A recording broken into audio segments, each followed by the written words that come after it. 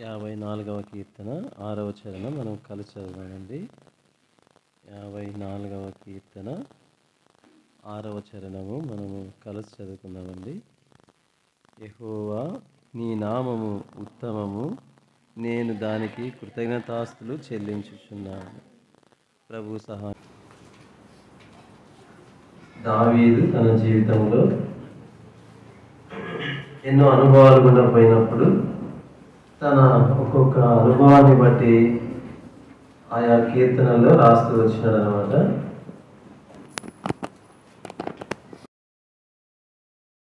ఈ భాగంలో కూడా తన అనుభవం ఈ కీర్తనలో కూడా తన జీవితంలో ఈ దేవుని ద్వారా ఏదైతే పొందాడో, లేదంటే ఈ దేవుడు ఏదైతే తనకు చేశాడో దానిని జ్ఞాపకం ఉంచుకొని ఆయన కీర్తిస్తూ, ఆయన కృతజ్ఞతాస్తులు చెల్లిస్తూ ఈ కీర్తన రాస్తూ ఉన్నాడు అనమాట. జీఫీయులు ఆయన గురించి సౌలుకు వర్తమానం ఇచ్చినప్పుడు, ఆ సౌలు ఆయన వెతుకుతూ వచ్చినప్పుడు ఒక కొండ శిఖరమున చేరుకుంటాడు. ఆ సమయంలో వారు వచ్చి వెతుకుతూ ఉండగా ఇంకా దొరుకుతాడు అని దగ్గరకు వచ్చినప్పుడు, దొరకాల్సిన సమయం వచ్చినప్పుడు, ఇంకా ఆ సమయంలోన వేరే ఒక కొంతమంది సమాచారం తెచ్చి సౌలుకి మరి యుద్ధానికి కొంతమంది వచ్చారని చెబితే అక్కడి నుంచి అక్కడికక్కడికే దావీదుని వదిలేసి వెళ్ళిపోతాడన్నమాట. అప్పుడు ఆ కొండకు ఒక పేరు పెడతాడు. అది మామూలు తెలుగు భాషలో అయితే భయ విముక్తి కొండ అని. అప్పుడు తన భయం నుంచి విడిపించినందుకు కృతజ్ఞతతో ఈ కీర్తన రాశాడనమాట. మరొకసారి 6వ చరణాన్ని కలిసి చదువుకుందామండి. 6వ చరణము. యెహోవా నీ నామము ఉత్తమము, నేను దానికి కృతజ్ఞతాస్తుతులు చెల్లించుచున్నాను. నీ నామము ఉత్తమమైనది, దానికి నేను కృతజ్ఞతాస్తుతులు చెల్లించుచున్నాను అని దావీదు చెబుతూ వచ్చినాడు అనమాట. ఎందుకు ఆయన నామమునకు కృతజ్ఞతాస్తుతులు అంటే, ఆయనకు పెట్టబడిన నామము కాబట్టి ఆయనకే కృతజ్ఞతాస్తుతులు అన్నమాట. ఎందుకు ఆయన కృతజ్ఞతాస్తుతులు అంటే ఇక్కడ కొన్ని విషయాలు ఉన్నాయన్నమాట. వాటిలో ఒకటి ఏంటంటే 4వ చరణము కలిసి చదువుదామండి. 4వ చరణము కలిసి చదువుదామండి. ఇదిగో దేవుడే నాకు సహాయుడు, ప్రభువే నా ప్రాణమును ఆదరించువాడు. మొట్టమొదటిగా దావీదు జీవితంలో దేవుడు ఏమి చేశాడని కృతజ్ఞతాస్తులు చెల్లిస్తున్నాడంటే, ఆయన నాకు సహాయుడై నా ప్రాణమును ఆదరించినాడు.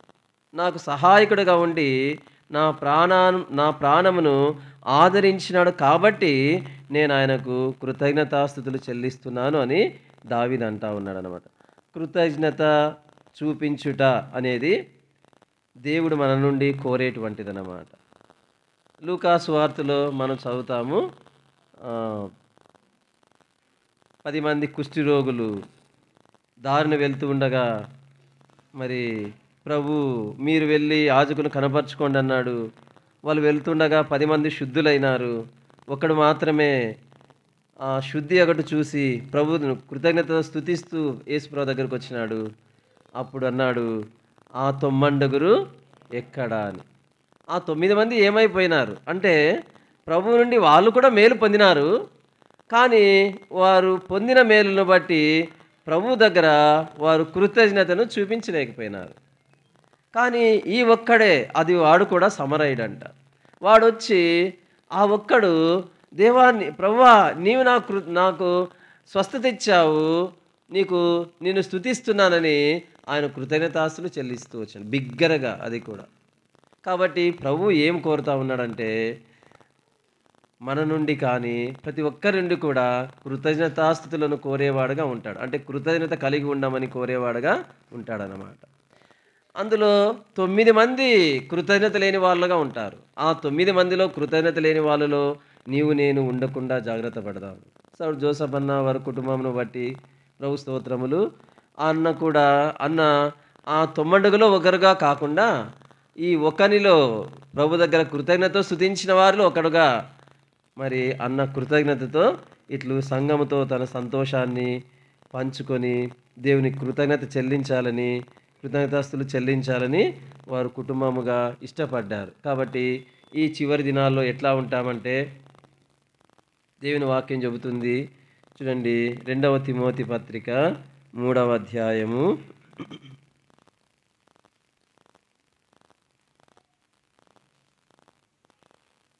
1వ వచనం చదవండి. 1వ వచనము. ఆ, ఆ, ఆ, ఉమ్, ఆ, ఆ, ఆ, ఆ, ఆ. గమనించండి, కృతజ్ఞత లేనివారు. చివరి దినాల్లో కృతజ్ఞత లేని వాళ్ళు ఎక్కువగా అయిపోతారన్నమాట. అంటే ఏదైనా మనకు మేలు చేసినప్పుడు కృతజ్ఞత చెప్పడం, థ్యాంక్స్ చెప్పడం. ఈ మధ్య ఒక అన్నగారు అనంతపూర్కి పరిచయ నిమిత్తమే రాబోతున్నాడు. ఆ అన్నకు అంకుల్ టికెట్స్ బుక్ చేయమన్నాడు. బుక్ చేయమంటే బుక్ చేసిన తర్వాత అన్నతో మాట్లాడితే అన్న థ్యాంక్స్ అన్న అని అంటూ వచ్చాను. నేనన్నాను, అన్న ఇది మా బాధ్యత అన్న, మీరు ఇక్కడ వస్తున్నారు కాబట్టి ఇది మా బాధ్యత కాబట్టి మేము చేస్తున్నాము. ఇందులో మీరు థ్యాంక్స్ చెప్పే అంత గొప్ప కార్యమేమీ కాదు కదా ఇది అంటే. ఆయన ఏమన్నాడంటే, లేదన్నా మనము దేవుని పిల్లలముగా ఖచ్చితంగా కృతజ్ఞత కలిగి ఉండాలా. కాబట్టి మీరు ఈ చేసిన దీనికి నేను మరీ కృతజ్ఞతలు చెప్తానని ఆయన మళ్ళా మెసేజ్ కూడా పెట్టినాడు అన్నమాట. అంటే ఎందుకు చెప్తున్నానంటే, ఈ కృతజ్ఞత భావము అనేది ఈ చివరి దినాల్లో అందరిలోన కనిపించదు, కొద్ది మందిలో మాత్రమే కనిపిస్తుంది. ఆ కొద్ది మందిలో మరి జోసఫ్ అన్న వారి కుటుంబం ఉంది. మిగిలిన వాళ్ళం మనము కూడా అట్లు కృతజ్ఞత దేవునికి చెల్లించే వారిలో ఒకరముగా మనం కూడా ఉందుము గాక. చూడండి, దయచేసి మన వాక్య భాగంలోకి రండి. కీర్తనల గ్రంథము 54వ కీర్తన. ఈ 54వ కీర్తనలో దావీదు ఎందుకు దేవుని కృతజ్ఞతాస్తులు చెల్లిస్తున్నాడంటే 4వ చరణం మరొకసారి చదువుకుందామండి. ఇదిగో దేవుడే నాకు సహాయుడు, ప్రభువే నా ప్రాణమును ఆదరించు. దేవుడే నాకు సహాయకుడు, దేవుడే నాకు సహాయం చేసేవాడు. అంతేకాదు, ఆయన సహాయం చేస్తూ నా ప్రాణమును ఆదరించేవాడు అని చెబుతున్నాడు అన్నమాట. దేవుడు చాలా విషయాలలో మనకు సహాయకుడై మనల్ని ఆదరించేవాడుగా ఉంటాడు. మొట్టమొదటిగా చూడండి, ఏ విషయాల్లో దేవుడు మనకు సహాయం చేసేవాడుగా ఉంటాడంటే యెషయా గ్రంథము 44:2 చదవండి.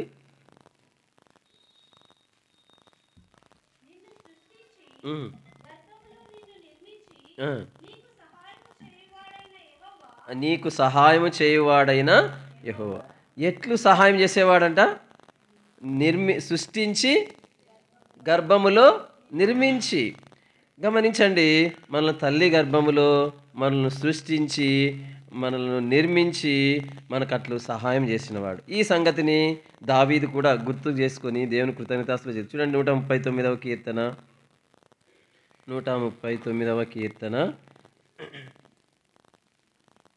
14-15 చరణాలు కలిసి చదువుదామండి. 14-15 చరణములు, లేదంటే 14 చరణం చాలు, కలిసి చదువుదామండి. నీవు నన్ను కలుగజేసిన విధము చూడగా భయమును ఆశ్చర్యమును నాకు పుట్టుచున్నవి. అందును బట్టి నేను నీ కృతజ్ఞతాస్తుతులు చెల్లించుచున్నాను. నీ కార్యములు ఆశ్చర్యకరము. ఆ సంగతి నాకు బాగుగా. గమనించండి, దావీదు ఏమంటా ఉన్నాడంటే, నీవు నన్ను కలుగజేసిన విధము చూడగా నాకు భయమును ఆశ్చర్యమును నాకు పుట్టుచున్నవి. అందును బట్టి నేను కృతజ్ఞతాస్తుతులు చెల్లించున్నాను. అంటే దేవుడు మన తల్లి గర్భములో మనల్ని నిర్మించినవాడు, మనకు రూపేర్పరిచినవాడు, మన ఎముకలను నిర్మించినవాడు. కాబట్టి ఆయనకు కృతజ్ఞతాస్తుతులు చెల్లించాలి. ఆయన మనకు అట్లు సహాయం చేశాడనమాట. మామూలుగా సైన్స్ చెబుతుంది, కొన్ని లక్షలాది వీర్య కణాలలో ఏ వీర్య కణము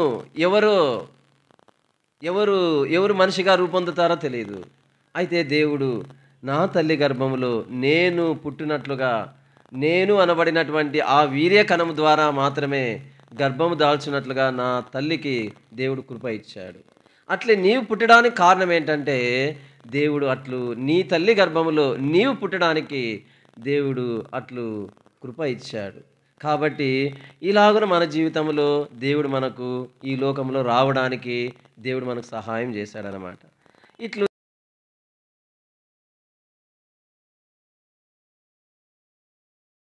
తీసుకొచ్చాడు ప్రభు. సరే, తర్వాత ఈ దేవుడు ఇంకా ఎట్లాంటి సహాయం చేసేవాడంటే ఈ కీర్తనలో చూడండి, 94వ కీర్తన 94వ కీర్తన 17వ చరణం, 94:17.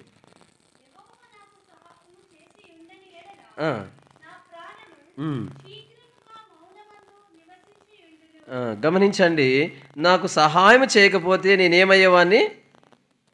నేను శీఘ్రముగా నా ప్రాణము మౌనం వహించుడు అంటే ఏమయ్యేవాడిని? దీని అర్థం ఏంటి? చనిపోయేవాడిని, నేను మరణించేవాడిని. అంటే దేవుని సహాయం వల్లనే సందేహం లేదు మనం నేటి వరకు నిలిచి ఉన్నాము. ప్రస్తుతం మనం సజీవులుగా ఉన్నామంటే ఆ దేవుని సహాయం వల్లనే మనం నిలిచి ఉన్నాము. ఎట్లు సాధ్యమైందంటే ఆయన మనకు తెలియకుండానే ఎన్నో మరణముల నుండి తప్పిస్తూ ఉన్నాడు.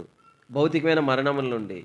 ఈ భౌతికమైన మరణములు మనకు తెలియకుండానే ఎన్నో, కొన్ని మనకు తెలిసినవి కొన్ని ఎన్నో, వాటి నుండి కూడా తప్పిస్తూ దేవుడు మనల్ని సజీవులుగా ఉంచినాడు. కాబట్టి మరణము తప్పించి మనకు సహాయపడ్డాడు. రెండవది ఏమి తప్పించి చెప్పండి? రెండవది మరణము తప్పించి మనకు సహాయపడ్డాడు. మొదటిది తల్లి గర్భంలో మనల్ని సృష్టించి నిర్మించి సహాయపడ్డాడు. రెండవది మరణము నుండి తప్పించి సహాయపడ్డాడు.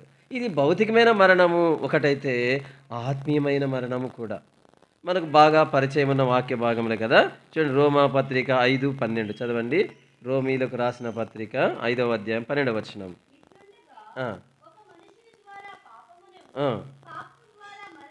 పాపము ద్వారా మరణమును లోకములో ఎలాగు ప్రవేశించెనో అలాగుననే మనుషులందరూ పాపము చేసినందున మరణము అందరికీ సంప్రాప్తమాయెను. అందరికీ సంప్రాప్తమైంది, నీకు నాకు. ఎందుకంటే మనం అందరం పాపం చేయటాన్ని బట్టి. ఏమిటి ఆ మరణం అంటే?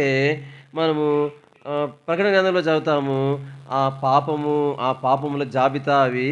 చూడండి, ఇక్కడ అంతకంటే ముందు 6వ అధ్యాయము 21వ వచనము. అప్పటి క్రియల వలన అంటే ఎప్పుడు క్రియల వలన?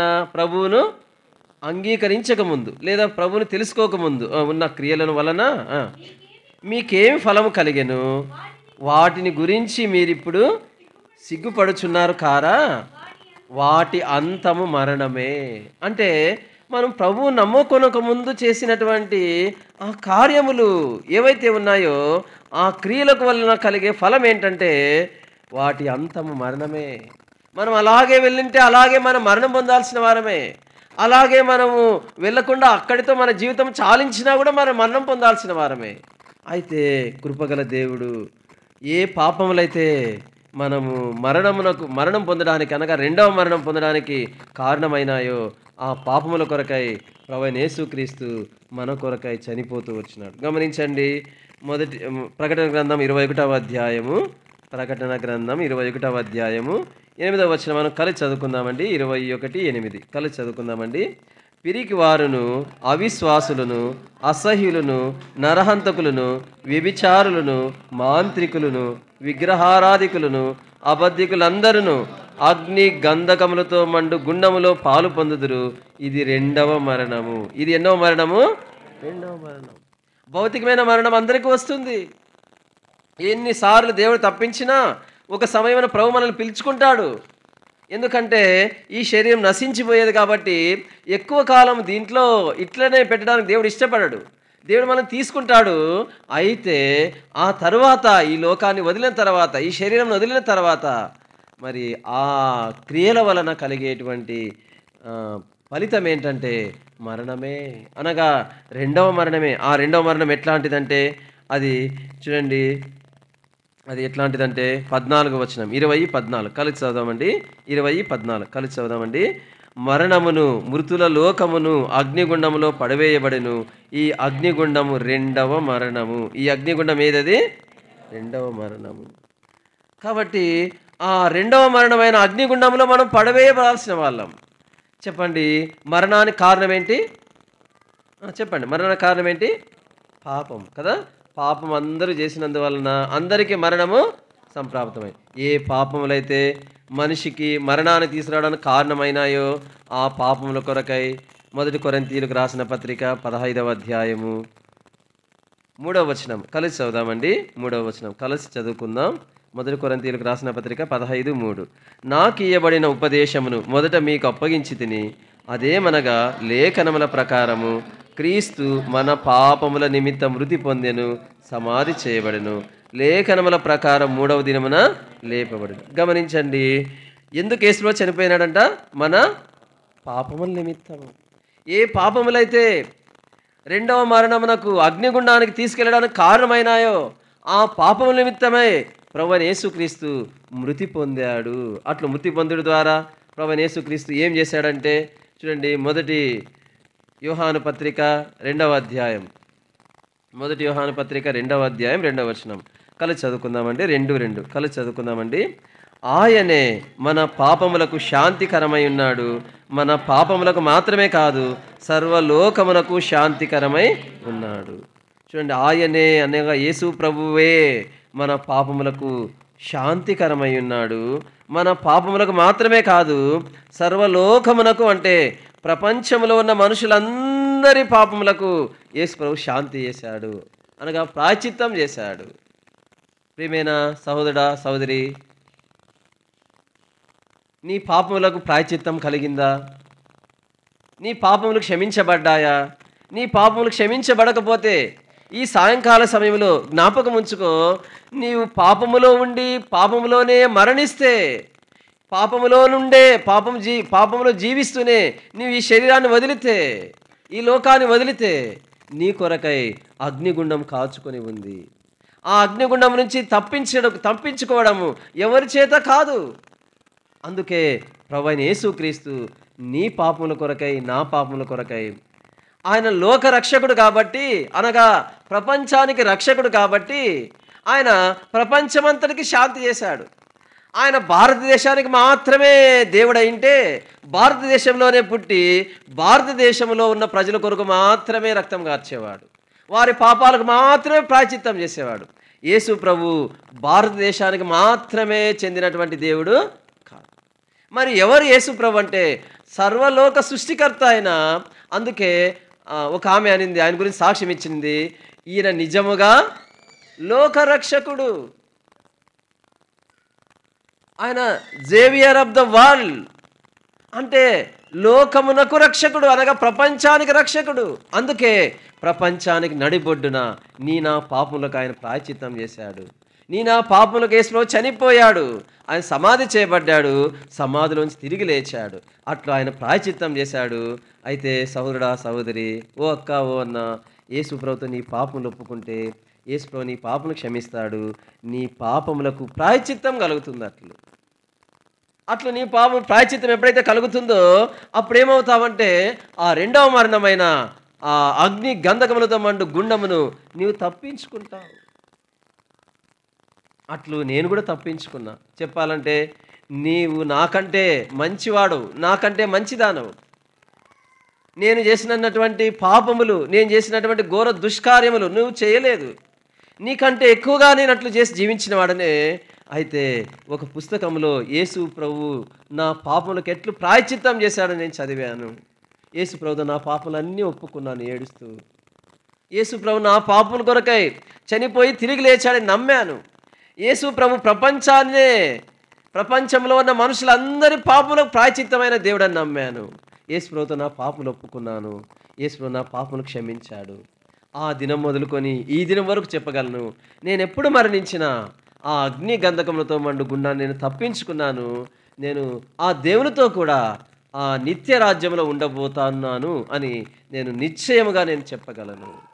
ఈ మాట నువ్వు చెప్పగలవా? చెప్పలేకపోతే ఈ సాయంకాల సమయంలోనే ప్రభు నీతో మాట్లాడుతుండగా యేసుతో నీ పాపాలు ఒప్పుకో, యేసులో నీ పాపాలు క్షమిస్తాడు. నిన్ను రెండవ మరణమైన అగ్ని గుండము నుంచి దేవుడు నిన్ను తప్పిస్తాడు. అట్లు దేవుడు అట్టి కృపను నీకు దయచేయనుగా. ఈ సమయంలో మనము గమనించండి, దేవుడు సహాయుడై మనల్ని ఆదరించేటువంటి దేవుడు. ఎట్లాంటి దేవుడు చెప్పండి? మనకి ఈ దేవుడు సహాయుడై ఆదరించే దేవుడు. ఏ విషయాల్లో సహాయుడయ్యి మనల్ని ఆదరిస్తూ వచ్చినాడంటే, ఒకటి మన తల్లి గర్భములో మనల్ని మొదటిగా మనల్ని సృష్టించి మన తల్లి గర్భంలో మనల్ని నిర్మించాడనమాట మొట్టమొదటిది. రెండవది మరణము నుండి తప్పించాడు. మూడవది చూడండి, యెషయా గ్రంథము 41:10 కలిసి చదువుకుందామండి. 41వ అధ్యాయం యెషయా గ్రంథము 10వ వచనము కలిసి చదువుకుందామండి మనమందరము.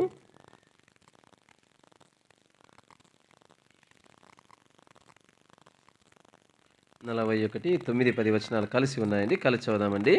బూది గంతముల నుండి నేను పట్టుకొని దాని కొనల నుండి పిలుచుకొనినవాడా, నీవు నా దాసుడవనియు నేను నిన్ను ఉపేక్షింపగా ఏర్పరచుకొంటిననియు నేను నీతో చెప్పి ఉన్నాను. నీకు తోడయున్నాను, భయపడకుము, నేను నీ దేవుడనై ఉన్నాను. దిగులు పడకుము, నేను నిన్ను బలపరుతును, నీకు సహాయము చేయవాడను నేనే. నీతియను నా దక్షిణ హస్తముతో నిన్ను ఆదుకొందును. గమనించండి, నీకు సహాయము చేయవాడను నేనే. ఎట్లాంటి విషయాలలో అని చెప్తా ఉన్నాడంటే, ఇక్కడ కొన్ని విషయాలు ఉన్నాయి. వాటిలో 2, ఒకటి నాతో కూడా పలకండి, భయపడకుము. రెండవది దిగులు పడకుము. భయపడొద్దు. గమనించండి, నిజముగా దేవుని పిల్లలమైనాము, రక్షణ పొందినాము, దేవుని సేవకునిగా ఉన్నాను. మన జీవితంలో వాస్తవంగా భయం అనేదే లేకుండా జీవించినామా? భయపడినామా లేదా? కొన్ని పరిస్థితులను బట్టి భయపడతాము. ఆయా విధాలుగా కొన్నిసార్లు భయం వస్తుంది, కొన్నిసార్లు దిగులు కూడా వస్తుంది. దేవుని పిల్లలమైనంత మాత్రాన మనం ఒకేసారి దేవదూతలం కాలేము కదా. దేవదూతలకు ఏముండదు, భయం ఉండదు, దిగులు ఉండదు. ఎవరికి? దేవుని దూతలకు. మనం అట్లున్నట్లు ఎక్కడ బైబిల్లో చదవం కదా. కాబట్టి వాళ్ళకు భయం ఉండదు, దిగులు ఉండదు. కానీ మానవులంగా మనము రక్షించబడినప్పటికీ భయము, దిగులు అనే పరిస్థితులు కూడా మనం వెళ్ళాల్సి వస్తుంది. ఆ భయము, దిగులు పరిస్థితులు మనం ఎదుర్కొన్నప్పుడు దేవుడు చెప్తా ఉన్నాడు, నీకు సహాయం చేయవాడను నేనే. సౌడు జోసెఫ్ అన్న కుటుంబమును, దేవుడు జోసెఫ్ అన్న వారి కుటుంబమును, వారి కుటుంబ సభ్యులను దేవుడు సృష్టించి తల్లి గర్భంలో నిర్మించి మామూలుగా వారికి దేవుడు సహాయం చేశాడు. అంత మాత్రమే కాదు, వారిని కూడా ఏం చేసినాడు దేవుడు అంటే, రెండవ మరణం నుండి తప్పించాడు. మూడవది ఏంటంటే, భయము, దిగులులో వారిని దేవుడు బలపరిచిన దేవుడుగా. ఇప్పటి వరకు బలపరిచినాడంటే, ఇప్పటి వరకు బలపరిచినాడు, ముందు బలపరిచినాడే కాదు, ఇప్పటి వరకు బలపరిచిన దేవుడు ముందున్న రోజుల్లో కూడా బలపరుస్తాడు. మామూలుగా మనము ఏ పరిస్థితులలో ఎక్కువగా మనము భయము, దిగులు కలుగుతుందంటే, బైబిల్లో కొన్ని వచనాలు చూద్దాం చూడండి. 51వ అధ్యాయం, ఇదే యెషయా గ్రంథము 51:7 కలిసి చదువుదామండి. 51:7 వచనం కలిసి చదువుదామండి. నీతి అనుసరించు వారులారా నా మాట వినుడి, నా బోధను హృదయమందుంచుకున్న వారు జనులారా ఆలకించుడి. మనుషులు పెట్టు నిందకు భయపడుకుడి, వారి దూషణ మాటకు దిగులు. ఇక 2 ఉన్నాయా? భయపడుకుడి, భయము, దిగులు. ఎందుకంట? ఒకటి నిందలు, రెండవది దూషణ. ఒకటి నిందలు, రెండవది దూషణ. మన జీవితంలో కూడా కొన్నిసార్లు మనం చేయని వాటికి నిందిస్తారు కొంతమంది. కొన్నిటిని గాసిప్స్ లాగా, రూమర్స్ లాగా క్రియేట్ చేసి మన గురించి సృష్టిస్తారు కొన్నిసార్లు. అవి కొన్నిసార్లు మనకు భయం పుట్టిస్తాయి. అరే, ఇట్లా చేస్తూ ఉన్నారు కదా, ఇట్లా దీని వలన నాకెంత నష్టం కలుగుతుందో, ఎక్కడ నా సాక్ష్యం పాడైపోతుందో అని వాస్తవమే భయం కలుగుతుంది. కొన్నిసార్లు కొంతమంది మనల్ని దూషించినప్పుడు, బహిరంగముగా మనల్ని అవమానపరిచినప్పుడు, బహిరంగముగా మనల్ని మాటలతో అటాక్ చేసినప్పుడు ఏమనిపిస్తుందంటే, దిగులు వచ్చేస్తుంది. ఏం ప్రభువా, ఆ అన్న ఇట్లనే, ఆ ఎక్క ఇట్లనే, లేదంటే అతను ఇట్లన్నాడే, ఇట్లన్నారు కదా ప్రభువా అని భయము, దిగులు అనేవి మనకు వస్తాయి. సౌడు జోసెఫ్ అన్న వారి కుటుంబంలో కూడా బహుశా కొన్ని పరిస్థితుల్లో అట్లాంటి పరిస్థితులు ఉన్న వాళ్ళు వెళ్ళి ఉండవచ్చు. ఆ పరిస్థితుల్లో దేవుడు నిన్ను బలపరచువాడు నేనే అని వారి దిగులు పోనట్లుగా చేసి, వారి భయం పోనట్లుగా చేసిన సందర్భాలు వారి జీవితంలో ఉంటే వారు ప్రభువును కృతజ్ఞతాస్తులు చెల్లించవచ్చు. చేరి వచ్చిన సహోదరా సహోదరి, నీ జీవితంలో కూడా కొన్నిసార్లు నిందలు నువ్వు ఎదుర్కోలేదా? కొన్నిసార్లు మనం దిగులు పడే పరిస్థితులను ఎదుర్కోలేదా? కొంతమంది మాటలను బట్టి కావచ్చు, కొంతమంది దౌర్జన్యమును బట్టి కావచ్చు. అట్లాంటి పరిస్థితుల్లో ఈ దేవుడు నీకు సహాయం చేయవాడు నేనే అని ఈ ప్రభువు నిన్ను ఆదుకోలేదా? అట్లు ఆదుకొని ఉంటే, ఆ ప్రభు వలన ఇట్టి సహాయమును పొంది ఉంటే కృతజ్ఞతతో ప్రభువును స్తుతించకుండా ఉండగలవా? కృతజ్ఞతతో ప్రభువును స్తుతించకుండా ఉండగలవా? ఓ ప్రభువా, లోకములో ఎంతోమంది భయపడుతున్నారు, దిగులు పడుతూ ఉన్నారు.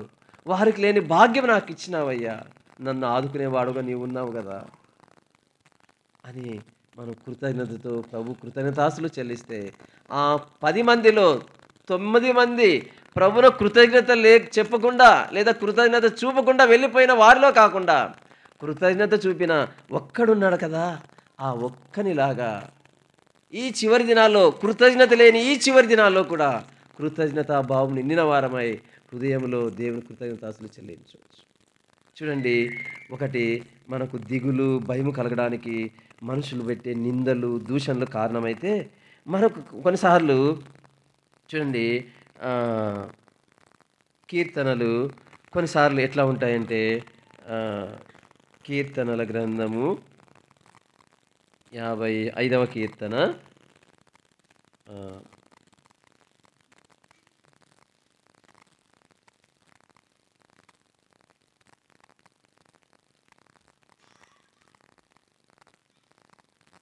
చూడండి, మనము 12, 13 వచనము కలిసి చదువుదామండి. 12 లేదంటే 12, 13, 14. 12 నేను చదువుతాను, 13 మీరు చదవండి, 14 కలిసి చదువుదామండి. నన్ను దూషించువాడు శత్రువు కాడు, శత్రువైన ఎడల నేను దాన్ని సహింపవచ్చును.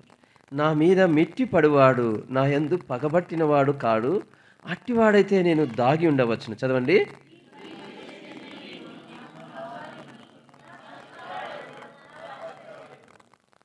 14వ వచనం. మనం కూడి మధురమైన గోష్ఠి చేసి ఉన్నవారము, ఉత్సవమునకు వెళ్ళు సమూహముతో దేవుని మందిరమునకు పోయి ఉన్నవారు.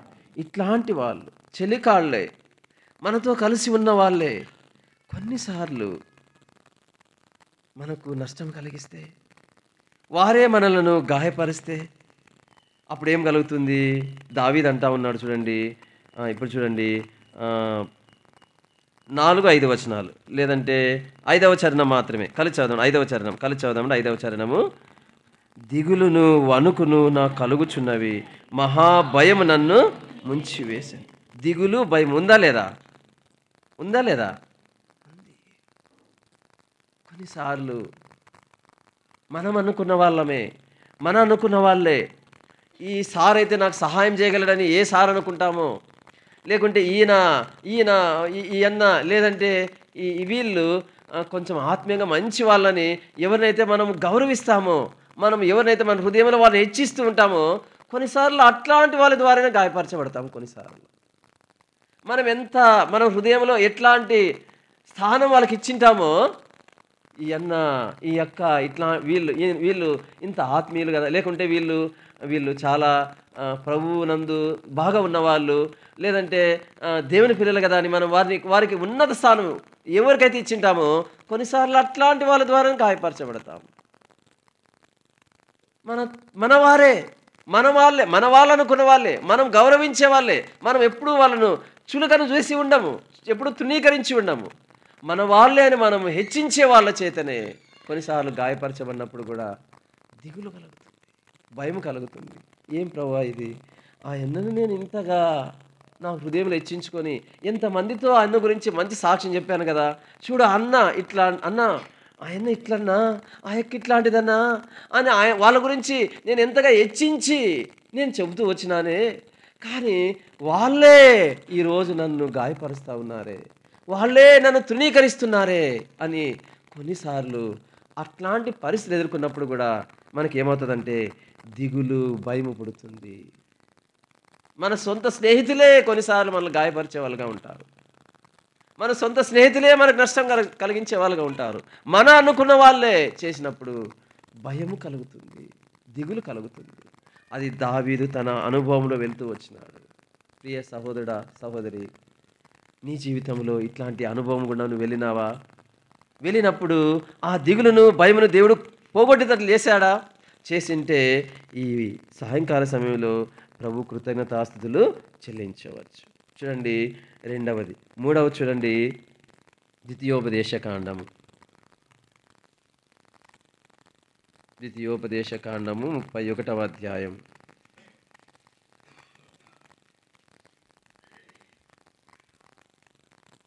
మనము 6వ వచనం కలిసి చదువుదామండి. 6వ వచనము.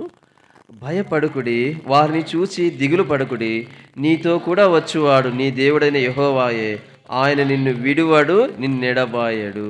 గమనించండి, మన పితరులైన ఇశ్రాయేలీయులు ఐగుప్తు దేశము నుండి వచ్చిన తర్వాత వారు కనాను దేశమునకు వెళ్ళుచుండగా వాళ్ళు కొంతమందిని ఎదుర్కోబోతున్నారు. వాళ్ళు ఆ ఎదుర్కొనబోయే వారి గురించి చెప్తా ఉన్నాడు మోషే. అయ్యా, మీరు వారిని ఎదుర్కోబోతున్నారు, గమనించండి, మీరు భయపడుకుడి, వారిని చూచి భయము దిగులు ఉందా లేదు ఇక్కడ? అంటే ఇది వాళ్ళు ఎదుర్కొనబోయే పరిస్థితి, ఇంకా తప్పదు. ఎందుకంటే ఆ ఐగుప్తు దేశం నుంచి బయటకు వచ్చేసినారు. ఇప్పుడు ఎక్కడికి వెళ్ళాలి వాళ్ళు? చెప్పండి, ఎక్కడికి వెళ్ళాలి వాళ్ళు? కనాను దేశం పోవాలి.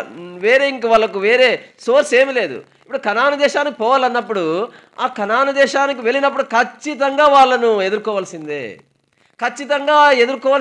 వాళ్ళు ఎట్లాంటి వాళ్ళు అంటే, కొంతమంది వాళ్ళలో అనాకీలు ఉన్నారు, చాలా ఎత్తైన వాళ్ళు ఉన్నారు, పొడవైన వాళ్ళు ఉన్నారు, వాళ్ళని చూస్తేనే భయం కలిగేటట్లుగా ఉన్నారు వాళ్ళు. అట్లాంటి వారి విషయమై మోషే చెప్తూ వచ్చినాడు, మీరు భయపడుకుడి, వారిని చూచి దిగులు పడుకుడి. ఎందుకు? నీతో వచ్చువాడు నీ దేవుడైనా, నీతో కూడా ఈ దేవుడు వస్తాడు. అంతేకాదు, ఆయన నిన్ను విడువడు, నిన్ను ఎడబాయినటువంటి ఈ దేవుడు నీకు తోడుగా ఉంటాడు. మన జీవితంలో కూడా మన పితరులైతే ఆ కనాను దేశంలో ఎదుర్కొనబోయే శత్రువుల గురించి ఈ వాగ్దానం ఇవ్వబడితే, మన జీవితంలో కూడా ఎన్నో మనం ఎదుర్కోబోతున్నాం. ఆల్రెడీ కొన్ని ఎదుర్కొన్నాం ఆత్మీయ జీవితంలో, మనం ఇంకా ఎదుర్కోబోతా ఉన్నాం. మనం జయించలేనివి, మనల్ని భయపెట్టేవి ఏవి? కొన్నిసార్లు కొన్ని పరిస్థితులు మనల్ని భయపెడతాయి. అనారోగ్య పరిస్థితులు కావచ్చు, లేకుంటే ఆర్థిక ఇబ్బందులు కావచ్చు, లేకుంటే కొన్ని చిక్కు సమస్యలు కావచ్చు. దీన్ని ఎట్లా నేను పరిష్కరించుకోవాలని చిక్కు సమస్యలు కావచ్చు. అట్లాంటివి మనం ఎదుర్కొన్నప్పుడు ఈ రెండు వచ్చేస్తాయి. ఏ రెండు చెప్పండి? ఒకటి భయం వస్తుంది, రెండవది ఎట్లా చేయాలి ప్రభా? అయితే నీకు తోడయున్న దేవుడు, నిన్ను ఎడబాయని దేవుడు తోడుగా ఉండగా ఆ భయమును దిగులును దేవుడు పోగొట్టి ఆ ఎదుర్కొన్న వాటిపై నీకు దేవుడు విజయం ఇవ్వలేదా? విజయం ఇచ్చి ఉంటే ఈ సాయంకాల సమయంలో కృతజ్ఞతతో దేవుని స్తుతించవచ్చు. ఓ దేవా, నా జీవితంలో నేను పరిష్కరించుకోలేని సమస్యలు ఎదుర్కొని నేను దాన్ని సరిచేయలేని పరిస్థితులు నేను ఎదుర్కొన్నప్పుడు వాటి వలన కలిగిన భయము దిగులును పోగొట్టినందుకే నీకున్నాను. కొన్నిసార్లు బాధ్యతలు కూడా పిల్లల్ని చదివేయాలా? ఈ దినాల్లో చదివించడం అంటే ఎంత కష్టం అంటే ఏదో మామూలుగా 10th క్లాస్ వరకు, ఇంటర్మీడియట్ వరకు చదివించడం అంటే పెద్ద బాధ్యతగా అనిపించేది, అంత పెద్దగా అనిపించదు. కానీ వారిని మంచి స్కూల్స్లో, మంచి కాలేజ్లో చదివించాలంటే చాలా కష్టం. ఆడపిల్లలను చదివేయాలంటే ఇంకా కష్టం. మగపిల్లలు ఏదో అప్ అండ్ డౌన్ చేసి చదవచ్చు, ఆడపిల్లలను చదివడం ఇంకా కష్టం. కొన్ని బాధ్యతలు కొన్నిసార్లు మనకి ఎట్లా ఉంటాయంటే అవి ఇబ్బందిని కలిగిస్తాయి, కొన్నిసార్లు భయం పుట్టిస్తాయి. అన్నీ సాఫీగా జరుగుతున్నా పర్లేదు, కానీ కొన్నిసార్లు పిల్లల చదువుల కోసమే అప్పులు చేసుకున్న వాళ్ళని నేను ఎరుగుతున్నాను. మా ఫ్రెండ్ ఒకడు ఉన్నాడు, ఒకప్పుడు బాగా ఉన్న వాళ్ళే. ఆ ఇద్దరు పిల్లల్ని చేర్పించినాడు. తర్వాత వాళ్ళకు చదివించడానికి విజయవాడలో ఒకరిని, ఇంకొక చోట ఒకరిని చేర్పించినాడు. వాళ్ళ కోసము డబ్బులు పెడుతూ అప్పులు చేసుకున్నారు, చాలా అప్పులు చేసుకున్నారు. ఆ పిల్లడు చెప్తాడు, మా ఫ్రెండ్ వాడు చెప్తాడు, మా ఫ్రెండ్ ద్వారా పరిచయం అయినాడు. సార్ అంటా ఉంటాడు, సార్ బుద్ధి ఉంటే అప్పులు చేసుకోకూడదు సార్ అని చెప్తాడు. అంటే నేను ఎందుకు చెప్తున్నానంటే కొన్ని బాధ్యతలు కూడా మనకు భయమును దిగులును పుట్టిస్తాయి. పిల్లలు పెద్దగా అయితే పిల్లలకి పెళ్ళిళ్ళు ఎట్లా చేయాలో అని దిగులు భయం చాలామంది తల్లిదండ్రులకు ఉంటుంది. పిల్లలు చదివిన తర్వాత వాళ్ళకు ఉద్యోగాలు రాలేదనే భయము దిగులు ఉంటుంది. ఇట్లాంటివి ఎన్నో మన జీవితాల్లో మనం కలిగి ఉంటాం. భయము దిగులు అనే పరిస్థితులు మనం కలిగి ఉన్నప్పుడు వీటిలోన దేవుడు ఎట్లాంటి వాడుగా ఉంటాడంటే ఈ దిగులును ఆ యొక్క భయమును పోగొట్టి మనకు సహాయం చేసే దేవుడుగా ఉన్నాడు. కాబట్టి మనం ఈ ఉదయకాల సమయంలో ప్రభువుని కృతజ్ఞతతో స్తుతించాలి. సర్ జోసెఫ్ అన్న కూడా కొన్ని పరిస్థితులు భయము దిగులు చెందేటువంటి పరిస్థితులు తను ఎదుర్కొనబోయేటువంటి లేదా గతంలో ఎదుర్కొన్నవి ఆయనకు ఇలాగున వీటిలో 3 కావచ్చు, 2 కావచ్చు, లేదా 1 కావచ్చు. అట్లా చేరవచ్చిన నీకు నాకు కూడా 3 కావచ్చు, 2 కావచ్చు, 1 కావచ్చు. ఇట్లాంటి పరిస్థితులు ఎదుర్కొన్నప్పుడు దేవుడు మన దిగులును భయమును పోగొట్టలేదా? ఇప్పుడు మనము దిగులు లేని వాళ్ళం ఉన్నామంటే అర్థం ఏంటంటే దిగులును ఏం చేసినాడు? పోగొట్టేసినాడు. మనం ఇప్పుడు భయం లేని వాళ్ళకు ఉన్నామంటే అర్థం ఏంటి? భయమును పోగొట్టేసినాడు. అందుకే దేవుని కృతజ్ఞతతో స్తుతించాలి. ఏమనంటే ఓ దేవా నీవు నాకు సహాయుడవై నన్ను ఆదరించుచున్నావు, నీవు సహాయుడవై నన్ను ఆదరించున్నావు, ఇందుకు నేను నీ కృతజ్ఞతాస్తుతులు చెల్లించున్నాను. ఇంకొక మాట చదివి మనం ముగించుకుందామండి, సమయం అయిపోయింది నాకు ఇవ్వబడిన సమయము. హెబ్రీలకు రాసిన పత్రిక 2వ అధ్యాయం, హెబ్రీలకు రాసిన పత్రిక 2వ అధ్యాయము 18వ వచనం చదవండి. 2:18 శ్రమ పొందెను కనుక శోధింపబడు వారికి సహాయము చేయగలవాడై. చూడండి, యేసు ప్రభు ఆయన శోధించబడ్డాడు, అయినా కూడా ఆయన పాపం చేయలేదు. ఆయన శోధించబడిన వాడుగా ఉన్నాడు కాబట్టి ఆయన శ్రమపరచబడ్డాడు.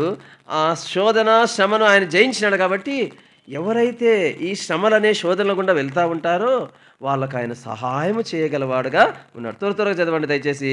లూకాసు వార్త 4:13. ఆయన ఎన్ని రకాలైన శోధనలు ఎదుర్కొన్నాడు గమనించండి. లూకాసు వార్త 4:13 త్వరగా చదవ, సమయం అయిపోయింది.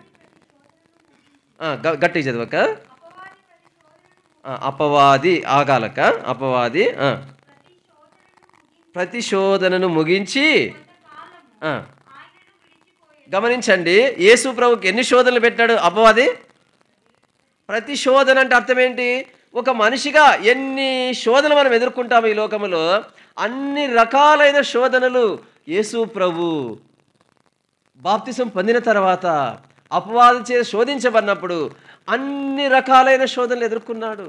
ఈరోజు నేను వెళ్తున్న శోధనలు, నేను వెళ్ళిన శోధనలు, నేను ఎదుర్కొనబోయే శోధనలు, అట్లే నీ జీవితంలో నీవు ఇంతకుముందు వెళ్ళినవి, అనుభవించినవి, ప్రస్తుతం అనుభవిస్తున్నవి, ముందు అనుభవించబోయేవి, ఈ శోధనలన్నిటిని కూడా ప్రభు భరించినాడు.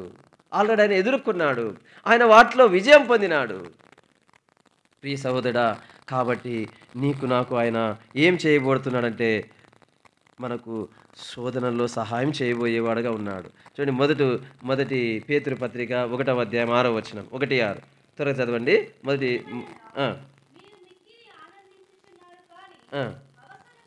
గమనించండి, అవసరమును బట్టి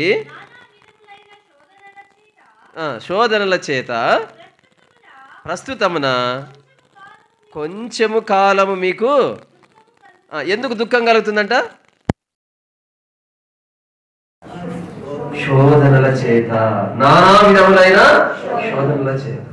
ప్రియ సహోదరుడా, సహోదరి, దుఃఖము కలిగించేటువంటి శోధనకరమైన పరిస్థితులు గుండా మనం వెళ్ళినప్పుడు ఈ శోధనలో కూడా ఈ దేవుడు ఎలాంటి వాడంటే సహాయం చేసేటువంటి వాడు. అందుకే ఈ మాట చదువు ముగించుకుందామండి. 2వ పేతురు పత్రిక 2వ అధ్యాయము 9-10 వచనం కలిసి ఉన్నాయండి, కలిసి చదువుదాం. భక్తులను శోధనలో నుండి తప్పించుటకును, చాలు గమనించండి, భక్తులను శోధనలో నుండి తప్పించుటకును. చివరి భాగం 4 పలకండి. ప్రభువు సమర్థుడు. ఏమిటో సమర్థుడు? శోధనలు తప్పించుటలో సమర్థుడు. నీ జీవితంలో ఎదుర్కొన్న శోధనలు దుఃఖం కలిగించేవి, బాధ కలిగించేవి, నీకు గాయాలు కలిగించేవి, ఆ శోధనను ఎదుర్కొన్నప్పుడు ఈ ప్రభు నిన్ను తప్పించిన వాడుగా లేడా? ఎందుకంటే ఈయన సమర్థుడు కాబట్టి తప్పించినాడు. అందుకే కృతజ్ఞతతో మనం ప్రభుని, కృతజ్ఞతాస్తులతో ప్రభుని స్తుతించాల్సిన వారమై ఉన్నాము. కాబట్టి ఎన్ని విషయాలు చూసుకున్నాం? మొట్టమొదటి ఏం చెప్పండి? ఎందుకు కృతజ్ఞతాస్తులు చెల్లించాలంటే ఆయన ఎట్లాంటి వాడు? సహాయుడై ఆదరించేవాడు. సహాయుడై బాగా అర్థం చేసుకోండి. ప్రభుకి ఎందుకు కృతజ్ఞతాస్తులు చెల్లించాలంటే దావీదు చెప్తున్నాడంటే, ఒకటి సహాయుడై ఏం చేసినాడు? ఆదరించాడు. ఏ విషయాలు సహాయం చేశాడంటే, ఒకటి నా తల్లి గర్భంలో నన్ను నిర్మించి నాకేం చేశాడు? సహాయం. అట్లా నీ తల్లి గర్భంలో నిన్ను సృజించి నిర్మించి నీకు సహాయం చేశాడు. రెండవది చెప్పండి, మరణమును తప్పించి సహాయం చేశాడు. మూడవది భయము దిగులు పోగొట్టి నేనే బలపరచువాడు నేనే అని చెప్పి మనం బలపరిచాడు. కాబట్టి కృతజ్ఞత. నాలుగవది శోధనలో సహాయం చేశాడు. శోధనను తప్పించి సామర్థ్యం కలిగిన దేవుడు శోధనను తప్పించాడు. ఇట్లు మనం కృతజ్ఞతతో నిన్న హృదయంతో మనం ప్రభుని మనం కృతజ్ఞతలు చెల్లిద్దాం. భయమును పారద్రోలి అభయముని చేతిని భయమును పారద్రోలి అభయముని చేతిని